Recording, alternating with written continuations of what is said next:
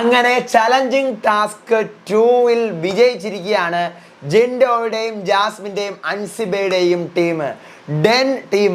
ഇനി അവരാണ് നേരിട്ട് പവർ റൂമിനോട് മത്സരിക്കാൻ പോകുന്നത്. പവർ റൂമിൽ ഗബ്രിയുണ്ട്, ഋഷിയുണ്ട്, ശരണ്യുണ്ട്, ശ്രീരേഖയുണ്ട്.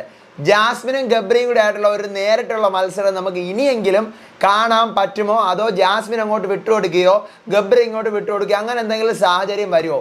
ശ്രീതു കരഞ്ഞിരിക്കുകയാണ്. കാരണം ഒരു നിസാര കാരണമാണ്, ടാസ്കിൻ്റെ പേരിലാണ് ശ്രീതു കരഞ്ഞിരിക്കുന്നത്. റിസൾട്ട് പറഞ്ഞപ്പോൾ തെറ്റിപ്പോയി. ബിഗ് ബോസ് ശ്രദ്ധിച്ച് നോക്കി കണ്ടൊക്കെ ചെയ്യാൻ പറഞ്ഞു. പക്ഷേ ശ്രീതു തന്നെയാണ് അങ്ങോട്ട് പോയി പെട്ടത്. അങ്ങനെ ശ്രീതു കരഞ്ഞിരിക്കുന്നത്. പക്ഷേ എനിക്ക് പറയാനുള്ളത്, ബിഗ് ബോസ് സീസൺ 7 തമിഴ് കണ്ടിട്ടുള്ള എല്ലാവർക്കും ഇതിലെ ഭൂരിഭാഗം ടാസ്കുകൾ കാണുമ്പോഴത്തേക്കും എന്തായാലും കാര്യങ്ങളെല്ലാം മനസ്സിലാവും. എങ്ങനെ ഈ ടാസ്ക് കളിക്കണം, അല്ലെങ്കിൽ ഈ ടാസ്ക് എന്താണ്, സീസൺ 7 ആൾക്കാർ ഇത് എങ്ങനെയാണ് കളിച്ചത്. കാരണം എക്സാക്ട് ദ സെയിം ടാസ്ക് ആണ് വന്നിരിക്കുന്നത് സീസൺ 7 തമിഴിലെ. പക്ഷേ ഇത് നമ്മൾ ലൈവിൽ ഇപ്പോൾ കുറേ പേര് നിങ്ങൾ കണ്ടിട്ടുണ്ടാവും. ഇത് നിസാര ഒരു ടാസ്ക് ആണെന്ന് പറഞ്ഞ് തള്ളാൻ പറ്റൂല മക്കളെ. ഇത് ഒരു കട്ടി പിടിച്ച ഒരു ടാസ്ക് ആണ്. എത്രത്തോളം കണ്ടസ്റ്റൻസിന് ഇതിനകത്ത് മൈൻഡ് ഓൺ ആണ്, അതിനനുസരിച്ച് ഈ ടാസ്കിൽ ജയിക്കാൻ പറ്റുന്നത്. ഭയങ്കര സ്ട്രെസ് അനുഭവപ്പെടുന്ന ഒരു ടാസ്ക്കാണ്. ഈ ടാസ്കിൻ്റെ വിശേഷങ്ങളും ലൈവിൽ എന്താണ് നടന്നതെന്നുള്ളതും പറയാം. Welcome back to Ansif Moonlight Media. I am Ansif. Video ആദ്യമായിട്ട് കാണുന്ന ഒരു ചാനൽ സബ്സ്ക്രൈബ് ചെയ്യണം, വീഡിയോ ലൈക്ക് ചെയ്യണം, ഷെയർ ചെയ്യണം, കമൻറ്റ് ചെയ്യണം. അപ്പോൾ ടാസ്ക് അപരൻ എന്ന് പറഞ്ഞിട്ടാണ് ടാസ്ക് കൊടുക്കുന്നത്. വേറൊന്നുമല്ല, നമ്മുടെ പ്ലാസ്മ ടി വിയിൽ 4 സ്മൈലീസ് കാണിക്കും. അത് 4 വെറൈറ്റി എന്താ പറയുക, ഒന്ന് ചിലപ്പോൾ ചിരിക്കുന്നത്, ഒന്ന് ചിലപ്പോൾ കണ്ണടച്ചിരിക്കുന്നത്, അപ്പോൾ പല രീതിയിലുള്ള സ്മൈലീസ് കാണിക്കും, എക്സ്പ്രഷൻസ് കാണിക്കും. ഈ എക്സ്പ്രഷൻസ് 3 റൗണ്ടായിട്ടാണ് ഗെയിം കളിക്കാനുള്ളത്. ആദ്യത്തെ റൗണ്ടിൽ ഓരോ ടീമിൽ നിന്നും ഓരോ വ്യക്തികൾ ഇതൊരു 30 സെക്കൻഡ് ആയിരിക്കും കാണിക്കുന്നത്. ഈ 30 സെക്കൻഡ് ഇതിനെ വീക്ഷിക്കണം. പ്ലാസ്മ ടി വിയിൽ കാണിക്കുന്ന ഈ 4 എക്സ്പ്രഷൻസ് വീക്ഷിച്ച ശേഷം ബസർ അടിക്കുമ്പോഴത്തേക്കും ഇവർ ഓടി ഗാർഡൻ ഏരിയയിൽ പോയിട്ട് ഈ എക്സ്പ്രഷൻസ് ഒക്കെ അവിടെ മറിച്ച് ഇങ്ങനെ ഇട്ടിരിക്കും. അവിടെ കുറേ സാധനങ്ങൾ കാണും, ഇതെല്ലാം മറിച്ച്. അപ്പോൾ അതിനകത്ത് നിന്നും ഇവർ കണ്ട എക്സ്പ്രഷൻസ് ഏതൊക്കെയാണോ, 4 ഏതൊക്കെയാണോ, ഈ എക്സ്പ്രഷൻസ് എടുത്ത് അവർ കണ്ടിട്ടുള്ള ഓർഡറിൽ, ഒന്നാമത്തത് ചിരിക്കുന്നതും രണ്ടാമത്തത് കരയുന്നതും, അങ്ങനെ എന്ത് ഓർഡറിലാണോ ആ എക്സ്പ്രഷൻസ് ഉള്ളത് അതേ സെയിം ഓർഡറിൽ ഇവരെന്ത് ചെയ്യണം. ഇവർക്ക് ഓരോ ടീമിനും വേണ്ടി ഓരോ പെഡസ്റ്റൽ വെച്ചിട്ടുണ്ട്. ഈ പെഡസ്റ്റലിൽ കൃത്യമായിട്ട് അടുക്കി പറക്കി നേരെ വെക്കണം, അടുത്ത ബസർ അടിക്കുന്നതിന് മുന്നേ. ഇനി എക്സ്പ്രഷൻസ് നമ്മൾ വിചാരിക്കും നമ്മുടെ ഫോണിൽ കാണുന്ന സ്മൈലിയാണെന്നല്ല, നമ്മൾ പെടാപ്പാട് പെട്ടു. ഭയങ്കര, നിങ്ങൾ കണ്ടിട്ടുണ്ടെങ്കിൽ മനസ്സിലാവും. പക്ഷേ ഈ സീസണിലെ ഈ മത്സരാർത്ഥികൾ എല്ലാവരും ബുദ്ധിയുള്ളവരാണെന്ന് ഞാൻ പറയുള്ളൂ. കൺഗ്രാറ്റ്സ്. കാരണം ഇത് സീസൺ 7 തമിഴിൽ നടന്നപ്പോൾ ഞാൻ കണ്ടതാണ്. ഭയങ്കര ബുദ്ധിമുട്ടാണ്. കാരണം ഇത് ചിലപ്പോൾ ചെറിയ വ്യത്യാസങ്ങളൊക്കെ കാണത്തുള്ളൂ ഓരോ സാധനങ്ങളിലും, ചെറിയ വ്യത്യാസങ്ങൾ. അപ്പോൾ അതുപോലെ കണ്ടുപിടിക്കാൻ പറ്റില്ല. അതാണ് ക്യാപ്റ്റനായിട്ടുള്ള ശ്രീതു കരഞ്ഞത്. ഒരു ടാസ്കിൽ ശ്രീതു വിധി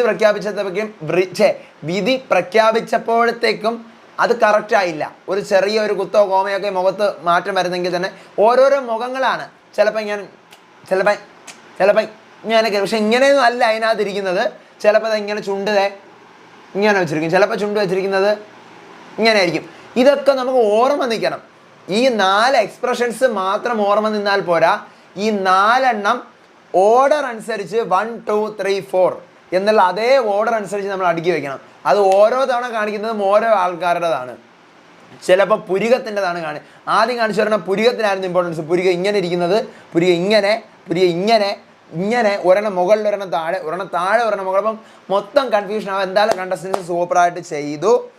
ടാസ്കിനകത്ത് ആദ്യം പോകുന്നത് നന്ദനയും അപ്സരയും അൻസിബയാണ്. അവരവരുടെ ടീമിനെ റെപ്രസെൻ്റ് ചെയ്തുകൊണ്ട് പോകുന്നു. നന്ദന 4 3 ശരിയാക്കുന്നു.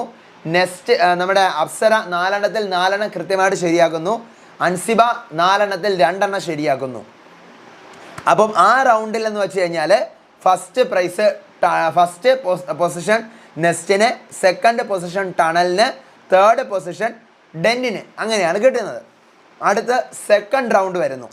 സെക്കൻഡ് റൗണ്ട് വരുമ്പം നോറയും റസ്മിനും ജാസ്മിനുമാണ് പോകുന്നത്. ജാസ്മിൻ 4 ശരിയാക്കുന്നു. അടുത്ത് റസ്മിൻ 2 മാത്രമേ ശരിയാക്കുന്നുള്ളൂ, നോറ 1 മാത്രമേ ശരിയാക്കുന്നുള്ളൂ. അങ്ങനെ ഫസ്റ്റ് പൊസിഷൻ ഡെൻ ടീമിന്, സെക്കൻഡ് പൊസിഷൻ നെസ്റ്റ് ടീമിന്, തേർഡ് പൊസിഷൻ ടണൽ ടീമിന്, അങ്ങനെയാണ്. അടുത്ത് തേർഡ് റൗണ്ടിലാണ് അഭിഷേക്, ജയ്ദീപ്, സിജോ, ജിൻഡോ ഇവരെത്രയാണ് പോകുന്നത്. അതിനകത്ത് അഭിഷേക്, ജയ്ദീപ് 3 ശരിയാക്കുന്നു, സിജോ 2 ശരിയാക്കുന്നു, ജിൻഡോ 2 ശരിയാക്കുന്നു.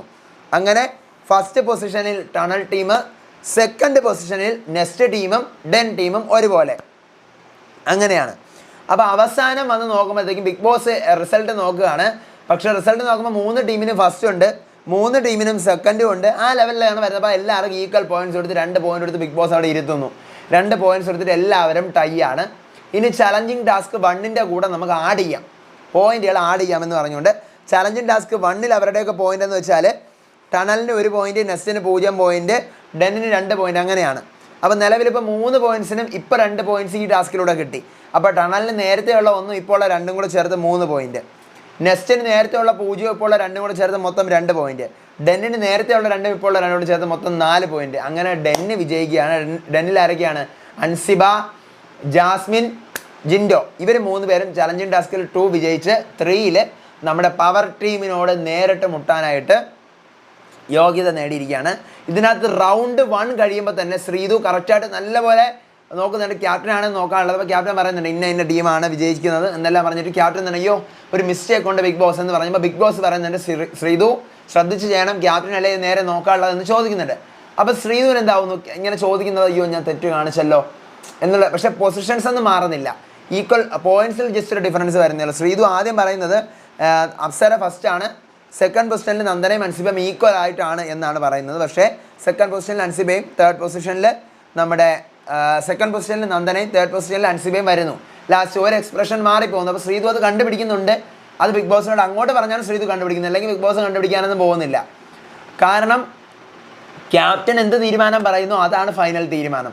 അതിപ്പോൾ ഞാൻ പണ്ട് മുതലേ പറയുന്ന കാര്യമാണ്. ബിഗ് ബോസ് ഹിന്ദിയിലായാൽ ക്യാപ്റ്റൻ ഇപ്പോൾ ഒരു ടീം ഇപ്പോൾ ഒരു മത്സരം നടന്നു കഴിഞ്ഞാൽ ക്യാപ്റ്റൻ അവിടെ ഗെയിം ട്വിസ്റ്റ് ചെയ്യാൻ പറ്റും. ആരാണോ വിധികർത്താവ് അവർക്ക് അവരുടെ ഇഷ്ടമുള്ള പോലെ തീരുമാനം പറയാം. ഒരു പകുതി വരെയൊക്കെ ന്യായം ശരിയായിരുന്നാൽ മതി. അപ്പോൾ അതുകൊണ്ടാണ് ബിഗ് ബോസ് ഒന്നും മിണ്ടാത്തതെന്നാണ് എനിക്ക് തോന്നിയത്. പക്ഷേ ശ്രീതു രണ്ടാമത് അങ്ങോട്ട് പറഞ്ഞു, അയ്യോ ഞാൻ പറഞ്ഞ തെറ്റാണ്, ശരിയായിട്ടുള്ള സംഭവം ഇങ്ങനെയാണെന്ന് പറഞ്ഞപ്പം ബിഗ് ബോസ് ശ്രദ്ധിക്കേണ്ടേ എന്ന് ചോദിച്ചാൽ ശ്രീതു കുറേ നേരം സ്റ്റോറമിൽ പോയി അയ്യോ സോറി ബിഗ് ബോസ് എന്നൊക്കെ പറഞ്ഞുകൊണ്ട് കരയുന്നുണ്ട്.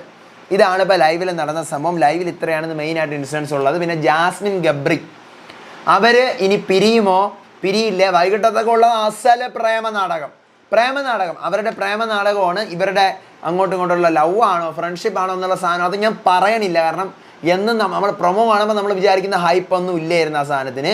വെറുതെ just show of, just content, ഈ സാധനമാണ് അതിനകത്ത് ഓടിപ്പോയത്. ഇനി വേറെ ഒന്നും എനിക്ക് പറയാനില്ല. ലൈവിൽ ഇതാണ് നടന്നുകൊണ്ടിരിക്കുന്നത്. അടുത്ത ഞാൻ ഇന്ന് രാത്രിയിലത്തെ പ്രൊമോ അപ്ഡേറ്റുമായിട്ട് വരാം, അല്ലെങ്കിൽ മറ്റെന്തെങ്കിലും അപ്ഡേറ്റ് കിട്ടുവാണെങ്കിൽ അറിയിക്കാം. അടുത്ത അപ്ഡേറ്റുമായിട്ട് വരുന്നവരെ ചാനൽ സബ്സ്ക്രൈബ് ചെയ്യണം, വീഡിയോ ലൈക്ക് ചെയ്യണം. അതുപോലെ തന്നെ ബിഗ് ബോസിൻ്റെ അപ്ഡേഷൻസ് അറിയാനായിട്ട് ഷെയർ ചെയ്യണം. നമ്മുടെ ചാനൽ ബിഗ് ബോസ് ആണെന്ന ഫ്രണ്ട്സിനെ ഷെയർ ചെയ്തോടുത്ത് ഇൻട്രൊഡ്യൂസ് ചെയ്യണം. അടുത്ത അപ്ഡേറ്റുമായിട്ട് വരാം, വിശേഷമായിട്ട് വരാം. FB പേജും ഇൻസ്റ്റാ പേജും ഫോളോ ചെയ്യണം. അടുത്ത വീഡിയോ ആയിട്ട് വരുന്നവരെ ഏവർക്കും ബൈ ആൻഡ് ടേക്ക് കെയർ.